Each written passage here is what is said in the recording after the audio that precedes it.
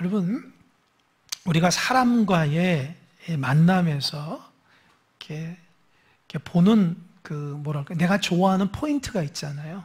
예를 든다면은 어디 누구 가서 만났더니 고향이 같아요. 그럼 굉장히 반갑고 좋죠.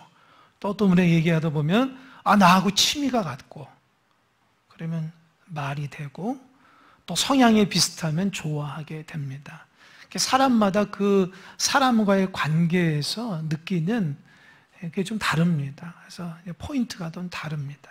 근데 여러분, 하나님께서 우리를 대할 때에 하나님이 보시는 포인트가 있어요. 그게 뭘까요? 믿음이에요. 참 이게 중요해요. 하나님이 우리를 평가하거나 우리를 바라볼 때에 좋게 여기는 부분이 뭐냐? 우리가 믿음을 가지고 있느냐? 그 부분을 보셔요. 제가 금요일날 금요기도에 말씀을 준비하다가 참 은혜 받은 대목이 있는데 그게 뭐냐면 예수님이 십자가에 죽으셨다가 부활하신 그 모습을 보는 누가복음의 말씀이거든요. 예수님을 평상시 잘 따르던 제자들은 다 도망갔어요. 하나님 말씀을 알고 있는 종교 지도자들은 오히려 예수님 죽이려고 했거든요. 그러나 아무것도 모르고 그저 예수님의 은혜 가운데 이끌려다닌 여인들이 예수님의 무덤에 가서 예수님의 시신에 향품을 바르려고 향품을 가지고 와서 돌무덤을 치우고 시신에 받으려고 보니까 예수님의 시신이 없는 거예요. 깜짝 놀랐죠. 근심하고 걱정합니다. 그때 그 무덤 안에 두 천사가 있었는데 그 천사 중에 한 사람은 그렇게 얘기합니다. 오히려 책망을 하더라고요. 어찌하여 살아있는 사람을 죽은 자 가운데 찾느냐. 제가 이 부분 보면서 참 많은 걸 깨달았어요. 그게 무슨 말일까요? 이 여인들은 예수님을 정말 사랑하는 마음으로 왔지만 하나님께서 원하는 것은 그런 인간적인 사랑이 아니라 믿음이라는 거예요. 예수님이 평상시 살아계셨을 때에 내가 십자가에 죽고 3일 만에 부활하신다고 말씀했는데 그건 다 까먹고 그 예수님이 돌아가셨으면 이제 끝났다고 생각해서 그 연민에 사로잡혀서 그 예수님을 불쌍히 여기는 마음으로 오셔서 죽은 자에다가 향품을 바르고 하는 그 모습이 하나님은 기쁘게 여기지 않았다는 거예요. 그래서 제가 그 말씀을 읽으면서 그렇구나. 신앙이라는 것이 나의 어떤 성품이나 나의 어떤 연민이나 나의 어떤 내가 생각하는 생각의 사랑을 가지고 신앙생활하는 것이 아니라 하나님의 말씀을 붙잡고 그 말씀의 믿음으로 살아가는 것이 신앙의 삶이다라는 깨닫게 됐어요. 하나님은 여러분 볼 때 믿음을 보십니다. 인간적인 마음을 보시지 않아요. 내 생각에는 이 정도면 하나님 사랑한다 생각할지 모르지만 주님께서 원하시는 것은 믿음으로 살아가느냐 그걸 보시는 거예요. 그래서 하나님의 포인트가 믿음입니다. 오늘 제목은 믿음으로라는 말씀입니다. 히브리서 11장은 믿음장이에요. 그래서 전체 4번을 할 텐데 오늘은 3번째입니다. 기억나십니까? 첫 번째는 믿음의 정의와 아브라함 이전에 믿음에 살아간 사람은 3명에 대해서 얘기했어요. 아벨과 에녹과 노아에 대해서 얘기했죠. 그리고 나서 지난 시간에는 그 족장이라는 것은 그 부족의 대표 아브라함과 이삭과 야곱과 요셉에 대한 믿음의 메시지를 함께 나눴습니다. 오늘은 이스라엘 백성이 출애굽한 이 모세 때부터 가나안 땅에 들어가는 그 역사 가운데 믿음의 인물들에 대해서 얘기합니다. 다음 시간에는 사사시대로부터 가나안 땅에 들어가서 사사시대로부터 신약시대에 이르기까지, 그러니까 히브리서를 기록한 저자는 성경 전체의 내용을 믿음으로 바라봤다는 거예요. 이 부분이 참 중요해요. 다음 시간에도 얘기했지만 여러분 믿음의 사람이 많아요. 내가 믿음 없어서 그러지만 믿음의 사람은 너무 많다고요. 내가 그 믿음대로 살아가지 못해서 믿음으로 살아가는 사람이 많이 없는 것처럼 보이지만 성경에는 곳곳마다 믿음의 사람이고 우리 주변에도 보이지 않는 믿음의 사람들이 많이 있습니다. 하나님이 우리에게 원하신 믿음이라고요. 성경에 위대한 지도자가 모세가 나옵니다. 모세가 왜 위대하냐? 하나님이 기름 부으셔서 쓰시는데 아주 훈련을 많이 받았어요. 애굽에서 40년, 미디안 광에서 40년, 80세 하나님 앞에 들림받았거든요. 그러나 하나님의 은혜 가운데 열심히 하나님의 그 뜻대로 살아갔는데, 이 모세의 성격이 어떤가? 민수기 12장 3절에 보면은 온유함이 지면의 모든 사람보다 승하다. 그러니까 다른 사람보다 온유하다는 거예요. 온유한 게 뭐냐? 뭐 잘 참고 그런 뜻에 있는 말이 아니라, 온유함은 나는 부족하고 오직 하나님만 역사해야 됩니다라고 하는, 그게 온유함이에요. 나는 안 됩니다, 하나님만. 오히려 온유함은 믿음의 바탕을 이루고 있어요. 모세가 인생을 살아가면서 하나님의 은혜 없이는 살아갈 수 없었거든요. 하나님의 그 놀라운 은혜 가운데 이스라엘 백성을 잘 이끄는 과정에도 힘들고 어렵지만 믿음으로 잘 이겨냈어요. 그래서 위대한 지도자의 반열에 서게 된 거죠. 이 모세가 참 믿음이 좋은데, 이 모세의 믿음은 어머니 아버지의 믿음으로 시작됩니다. 모세의 아버지 어머니는 아므람과 요게벳입니다. 그러니까 모세가 태어날 때에 굉장히 급박한 시대 속에서 태어나요. 그러니까 까딱하면 모세가 태어나자마자 죽을 수밖에 없는 그 시점에 아주 어렵고 힘들 때에 태어납니다. 이게 무슨 말이냐? 우리 거슬러 올라가면 야곱의 아들 중 12아들 중에 야곱이 특히 사랑한 아들이 있는데 요셉입니다. 요셉이 참 지혜롭고 똑똑하고 부모님 말씀 잘 들으니까 어려서부터 야곱과 그의 아내가 뭡니까? 요셉을 참 사랑하고 색동옷을 입었어요. 그러니까 형들이 시기하니까 참 시기한다고 그냥 팔아버리는 거예요. 끔찍한 일을 하잖아요. 요셉이 팔려가지고 어디까지 가냐? 애굽에까지 노예로 팔려갑니다. 그러나 하나님의 역사 가운데 어느 집에 가냐? 애굽 왕 바로 왕의 군대 장관인 그 보디발의 집에 들어가게 돼. 그 모든 과정도 하나님의 시나리오 가운데 있는 거예요. 그 보디발의 집에 가서 얼마나 성실하면 가정 총무가 됩니다. 하나님의 사람은 어디 가든지 간에 인정받을 수밖에 없어요. 왜요? 성실하거든요. 가서 열심히 살아가는데 그 보디발의 아내가 그 요셉을 너무 좋아하는 거예요. 그러나 요셉은 어때요? 나는 하나님의 사람으로서 당신을 좋아할 수 없다고 해서 도망가게 되죠.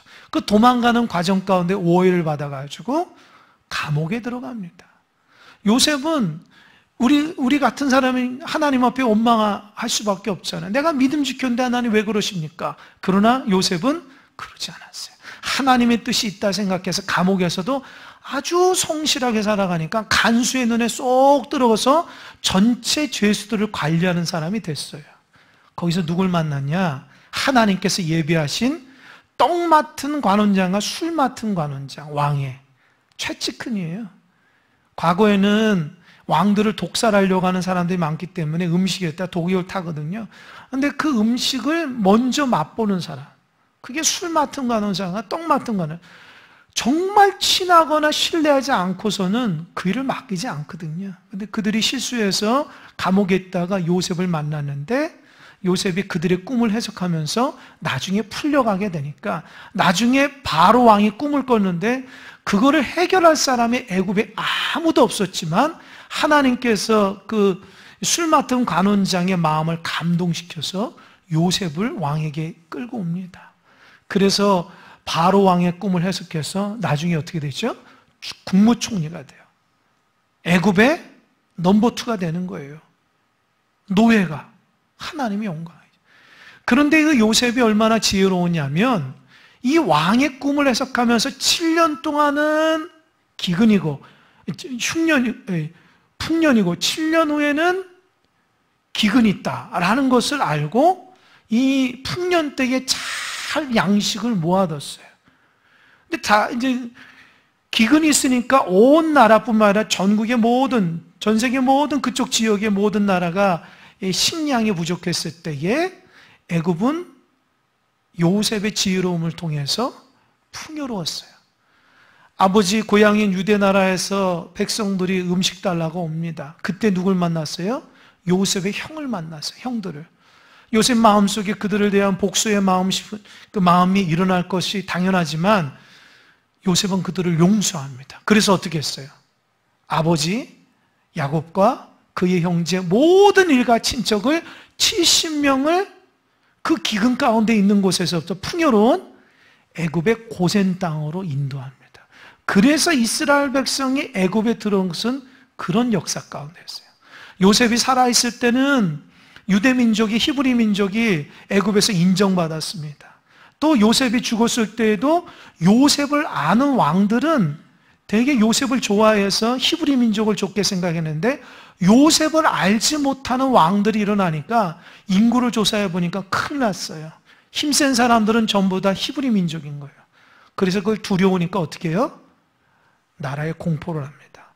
히브리 민족 사람들이, 노예들이 아이를 낳을 때에 남자 아이를 낳으면 죽이라, 여자아이는 괜찮고. 그때 태어난 게 누구냐? 모세예요. 그러니까 모세는 죽을 수밖에 없는 급박한 그 시기에 하나님께서 태어나게 했다고요. 그러나 모세의 부모인 아므람과 요게벳은 왕을 두려워하지 않아요. 아이를 딱 낳아보니까 그 아이가 너무 아름답고 이쁜 거예요. 그래서 3개월 동안 이렇게 돌봤거든요. 그럼 반대로 이쁘지 않으면 죽였을까요? 그런 의미가 아름다운 뜻이 아니라 모세의 그 어린아이를 보면서 하나님께서 민족을 향한 뜻과 계획이 있다는 영적인 감동을 받은 거예요. 그래서 그 아이를 3개월 동안 키우다가 더 이상 키울 수 없어서 어떻게 하냐? 하나님 앞에 기도하고 갈대 상자를 만들어가지고 그 아이를 놓고 나일강에 보냅니다. 이 갈대 상자는 잣나무로 만고 또 역청으로 해가지고 방수가 잘 된 역청으로 해서 싹 감싸가지고 하나님께 기도합니다. 하나님, 이 아들 책임져 달라. 그래서 나일강에 딱 보냈을 때 하필이면 그때 누가 나와요? 바로의 공주가 나와요. 물놀이하러 나왔는지 모르겠지만 나왔더니만 한 바구니가 이렇게 강물로 떠오르는데 저게 뭔가 보니까 너무 이쁘고 아이예요. 딱 보니까 히브리 아이거든요. 그러면 공주 마음속에 아이 죽여야 되는데 하나님께서 공주의 눈과 마음에 이 모세 아기가 너무 사랑스러운 마음을 주시니까 어떻게 해요? 양자로 삼아요. 여러분, 이것이 하나님의 은혜입니다. 성경에서는 오늘 아므람과 요게벳의 믿음 때문에 누굽니까? 모세가 구원받았다는 거예요.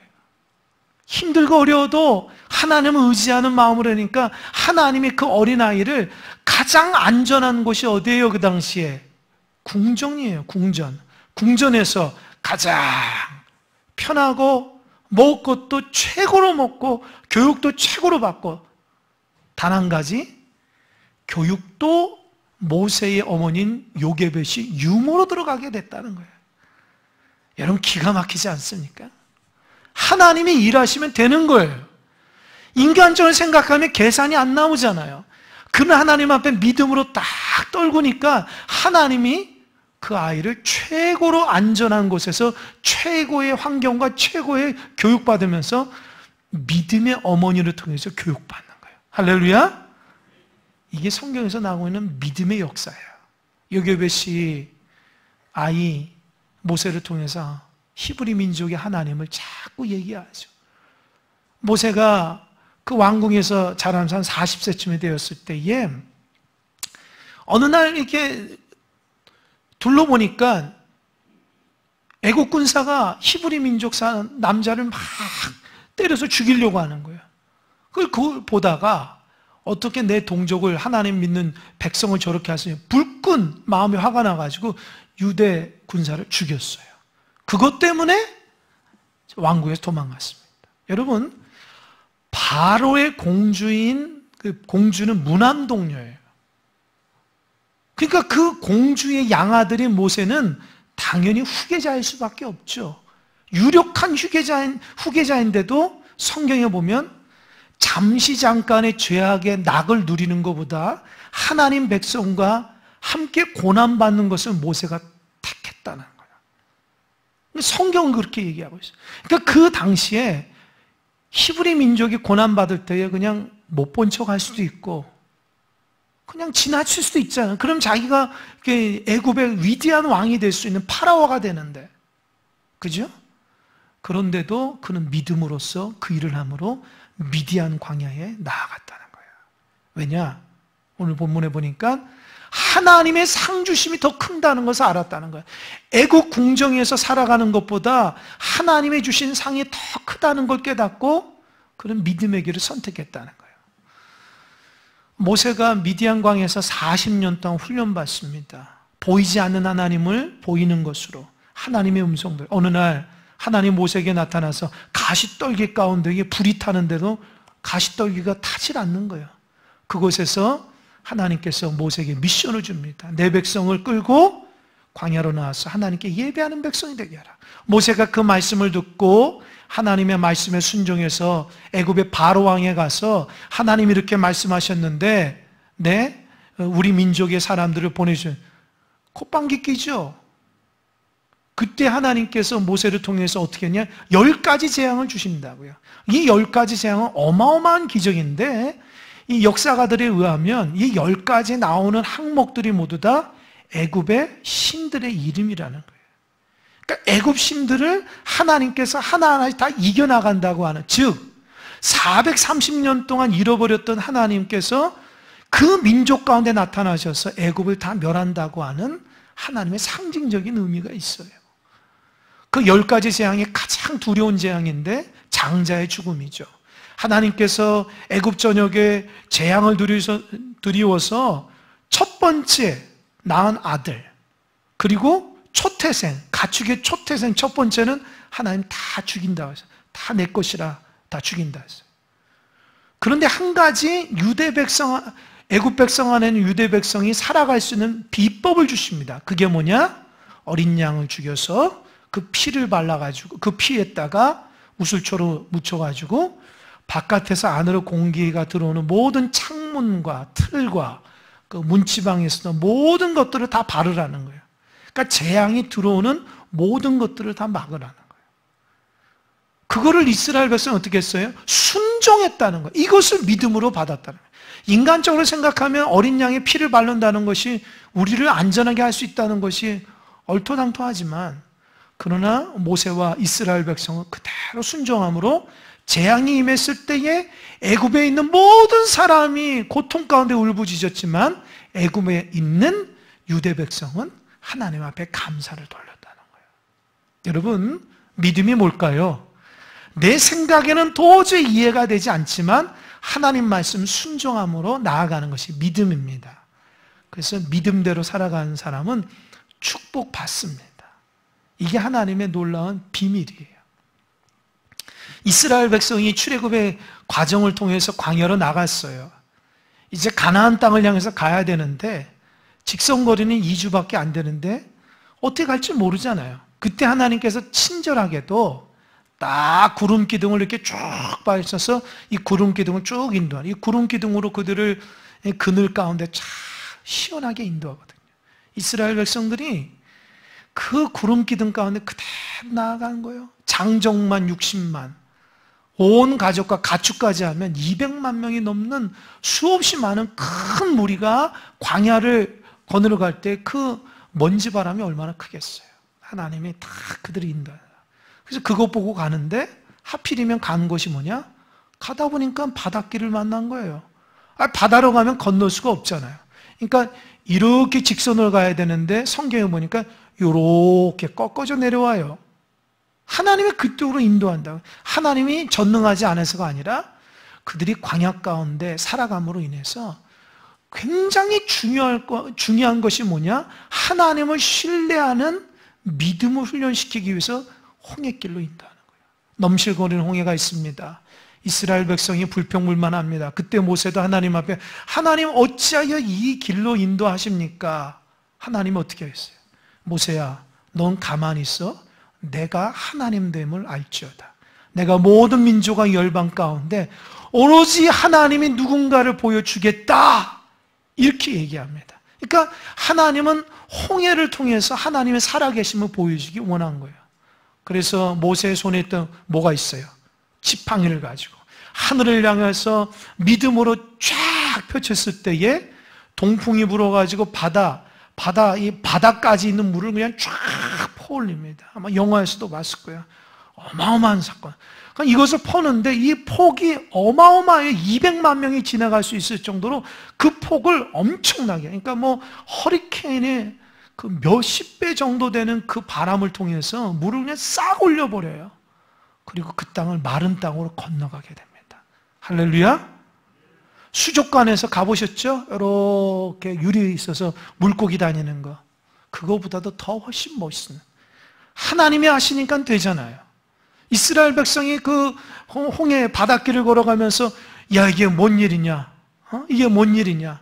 우리가 이 바다를 마른 땅으로 걸어간 하나님 살아있다 고백하죠. 믿음으로 다 건너갔어요. 추격하는 애국 군사가 바닷길로 가니까 신기하다가 같이 나아간 거죠. 그런데 어때요? 이스라엘 백성은 믿음으로 갔지만 애국 군사는 믿음으로 갔지 않았잖아요. 그들을 죽이려고 했잖아요. 중간쯤 왔을 때 하나님이 바다의 기운을 다시 회복시키니까 합쳐서 다 죽었다는 거예요. 그러니까 오늘 본문에 있어서 이스라엘 백성과 애국 군사가 동일하게 홍해길을 걸어갔지만 믿음으로 걸어간 이스라엘 백성만 살아났다는 거예요. 믿음이 없이는 죽는다는 거죠. 할렐루야. 여러분, 믿음이 생명에 관련된 문제예요. 여러분, 믿음이 하나님 앞에 조금 인정받고 안 받고 하나님의 칭찬 안 해주지 말지 그렇게 생각하지 마세요. 믿음은 생명이 죽고 사는 문제라는 거예요. 신앙인들이 믿음을 그렇게 아주 낮게 여기면 세상 사람보다 더 못한 거예요. 세상 사람은 믿는 사람들을 귀하게 생각해요. 저 사람들은 하나님이 역사 가운데 있는 사람이라 생각하는데 믿는 사람이, 신앙생활하는 사람, 믿음을 그렇게 하찮게 생각하면 되겠습니까? 하나님은 사람도 아니죠. 여러분, 믿음을 소홀히 하지 마시기 바랍니다. 믿음에 기적이 있음을 믿으시기 바랍니다. 아멘? 참 중요해요. 하나님은 또 이스라엘 백성을 믿음의 길을 걷게 했어요. 그게 뭐냐? 가나안 땅에 들어가는데 첫 관문인 어디죠? 여리고성을 만나게 해요. 여러분, 여리고성은요 600m, 해발 600m에 있는 그 높은 곳에 있기 때문에 다른 나라가 쳐들어갈 수가 없어요. 그 올라가다가 지쳐가지고 정복을 못해요. 그래서 여리고성을 함락한 곳이 거의 없습니다. 근데 하나님께서 이스라엘 백성을 여리고성 모여서 이 성을 무너뜨리겠다고 약속하신 거예요. 아무리 생각해서 계산이 안 나와요. 근데 하나님이 이번에는 여호수아를 통해서 이스라엘 백성 이끌고 어떻게 하냐? 7일 동안에 7일간 중에 6일 동안은 하루에 한 번씩 성을 돌라는 거예요. 조용히. 왜 조용히 돌라는 거예요? 또 마지막 일곱 번째 날은 새벽부터 성을 7바퀴 돌고 무너지라고 함성을 외칠 때 무너진다는 거예요. 이게 과학자들이나 이 전쟁의 전략가들 입장에서는 되게 웃기는 거거든요. 어떻게 그런다고 성이 무너집니까? 그런데도 하나님 무너뜨립니다. 제가 말씀 묵상하면서 왜 하나님께서 이스라엘 백성에 조용히 돌라고 했을까요? 이스라엘 백성은 습관적으로 불평불만하는 민족이거든요. 그 성을 돌면서 아니 이런다고 무기도 없이 어떻게 이길 수 있어? 라고 돌잖아요. 그런데 하나님 그 불평불만을 딱 끊어버리는 거예요. 그냥 봐라. 도저히 너의 손으로 안 되니까 하나님이 어떻게 하면 봐라. 첫째 날도 그 아주 높은 지대에 있는 여리고성을 돌면서 저거 우리가 못해. 속으로만 생각하는 거예요. 두 번째, 세 번째 날, 여섯째 날 가면 그래도 하나님이 역사하시겠지? 그렇게 생각하다가 일곱째 날은 7번 돌으면서 빠른 걸어 돌으면서 그래 하나님이 하실 건 믿음이 생기는 거예요. 여러분 그냥 되는 게 아닙니다. 하나님이 왜 그런 과정 가운데 처음엔 절망하게 만들고 점점 더 믿음의 마음으로 돌이키게 하는가? 하나님의 일하시면. 그래서 믿음의 사람은 입에서 불평불만하면 안 돼요. 비록 안 되지만 믿음으로 인내해야 돼요. 하나님이 이런 상황 속에서 역사해 주실 것이라는 확고한 믿음 하나는 그 포인트를 보시는 거예요. 결국 여리고성이 무너집니다. 그 여리고성 무너뜨린 게 뭔지 아세요? 앞으로 가나안 땅에 7년 동안 가나안에 있는 7족속과의 싸울 때에 하나님께서 여리고성에서 경험을 통해서 믿음으로 승리하게 하는 거예요.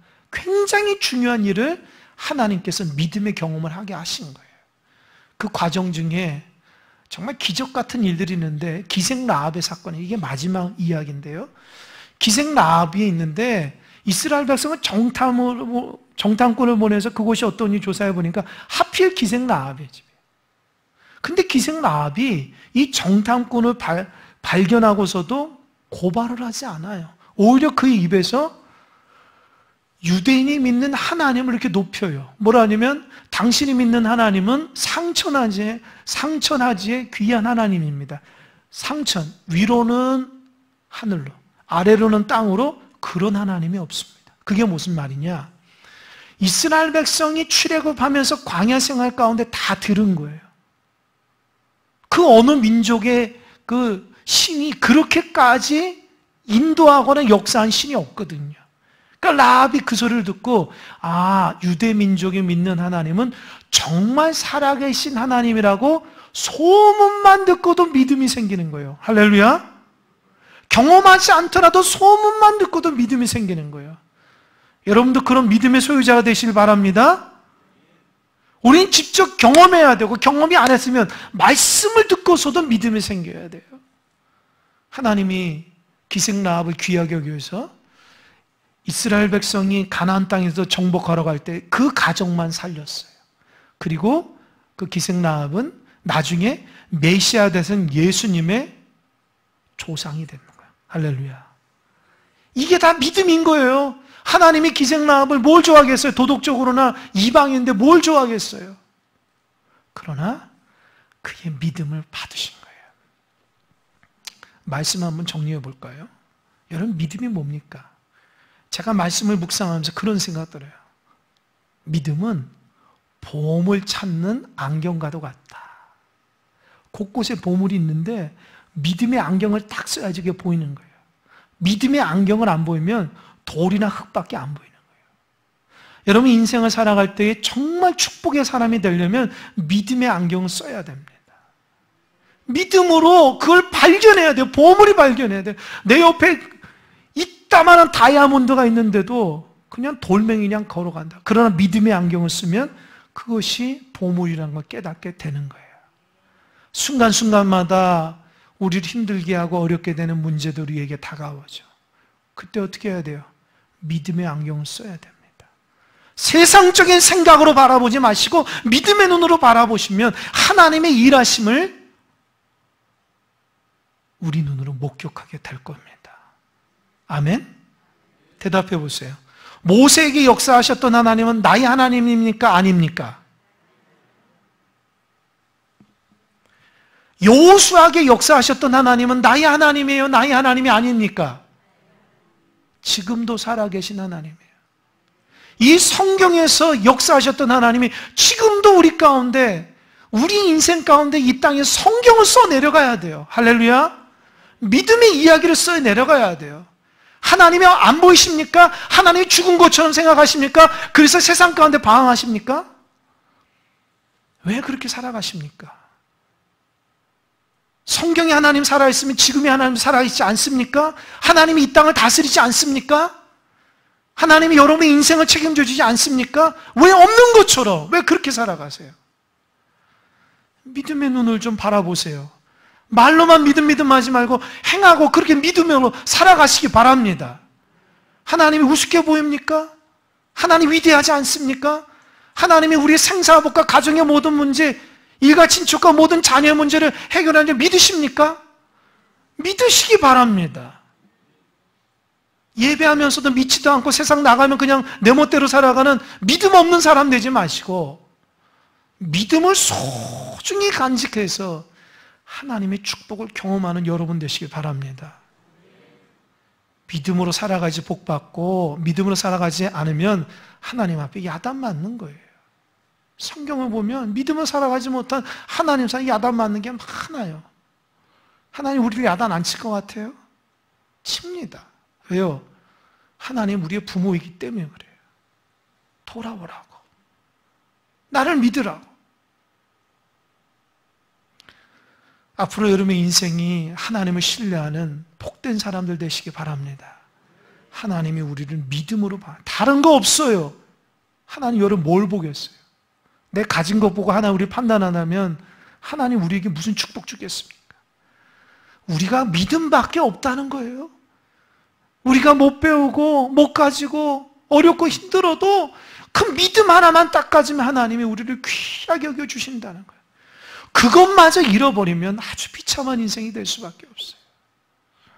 하나님이 종을 통해서 오늘 여러분에게 믿음 가지라고 권면합니다. 믿음이 약하거나 믿음을 잃어버리면 다시 한번 되찾기 바랍니다. 그분이 우리 인생을 책임져 주시는 거예요. 믿음으로 이 땅에 승리하며 살아가신 여러분 되시길 바랍니다. 아멘. 기도하겠습니다.